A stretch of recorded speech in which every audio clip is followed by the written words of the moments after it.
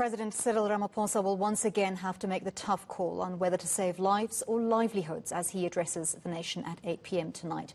Tougher restrictions are widely expected after days of record increases in COVID-19 cases and deaths. But with tougher measures come more economic ruin. Economist Sifiso Skenjana joins me now from Johannesburg for more on what to expect. Sifiso, our economy can ill afford further shutdowns or harder lockdowns, and I'm sure the president well knows that. How do you think he's going to compromise to save lives? Good evening, Anile. I think, it's going to be quite a critical conversation around, I think, a number of things. I think the first one is around the vaccine, the rollout program, as well as, I think, needing to combat and respond to the cost of misinformation that we're seeing a lot of fake news going around 5G towers and the way in which it can accelerate the impact of the virus on society.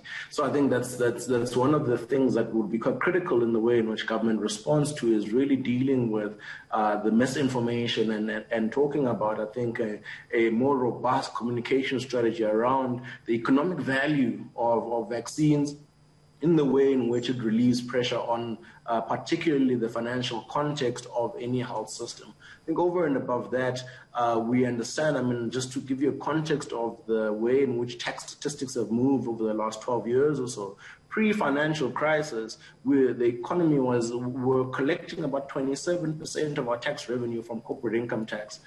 So that's money in essence from tax from businesses. And as of 2020 tax statistics, we saw that number all the way down to 15. And that really tells you around the real state of the economy, how much beating the companies have taken, as well as seeing also higher pressure points coming from the personal income tax.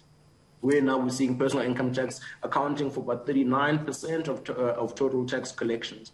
All of the things that this is talking to is that households are under an increasing amount of pressure, businesses are under an increasing amount of pressure, and then we've also got challenges that are related to vaccine, resistance, etc. That also can, result in a lot of pressure on the health system. So these are all the things that I think would expect the president to start to address in, again, trying to balance a very difficult task of lives versus livelihoods.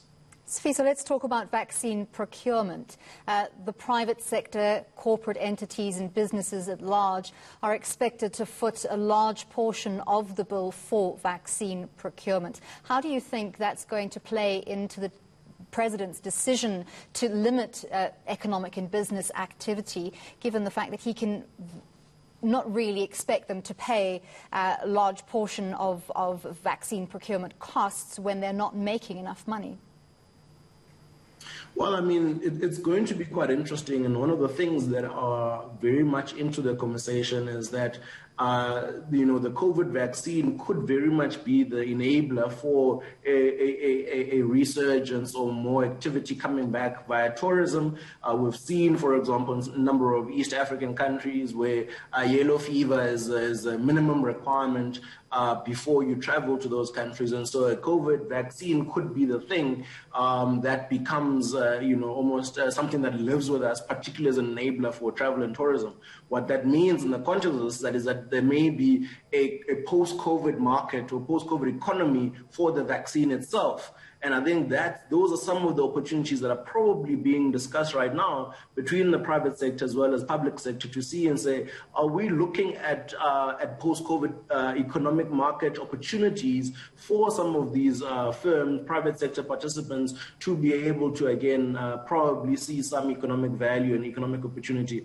We also understand that, for example, the AstraZeneca one requires cold storage. And so that means that's also an industry opportunity for now cold storage in the storage of the vaccine during the rollout process. So I think the conversation between government and private sector is certainly going to be one of shared value, as well as understanding then where economic transfer happens between all of these agents.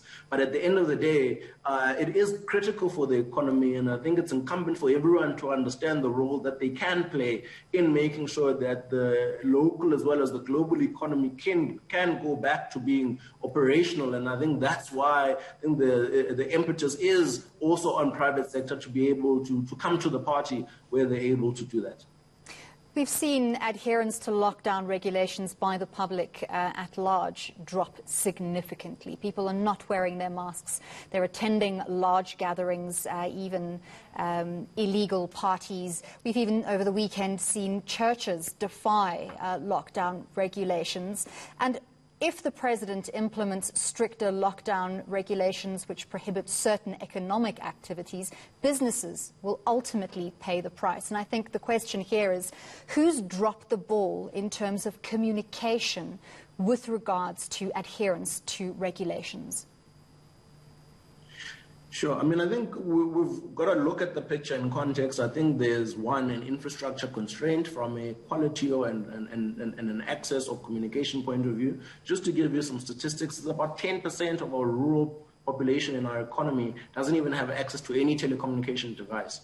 We've got about 25% of our population that only has access to computers. And only about 74% of families have access to TV. And also some of those don't even have access to electricity. And so I think there's, one, a material infrastructural constraint to the economy as it is around people being able to access information as a starting point. I think over and above that, there is, lockdown fatigue.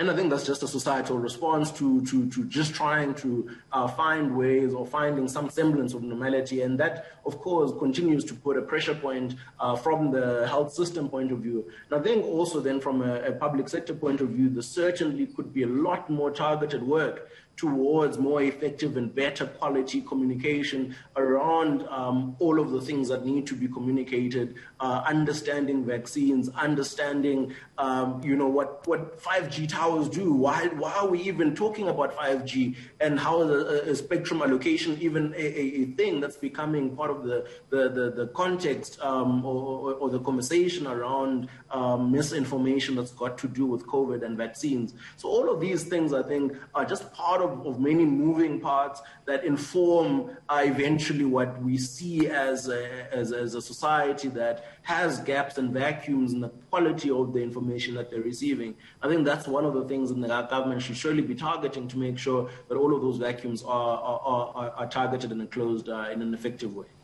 Thank you very much for your time. That was Sifiso Skenjana, an economist.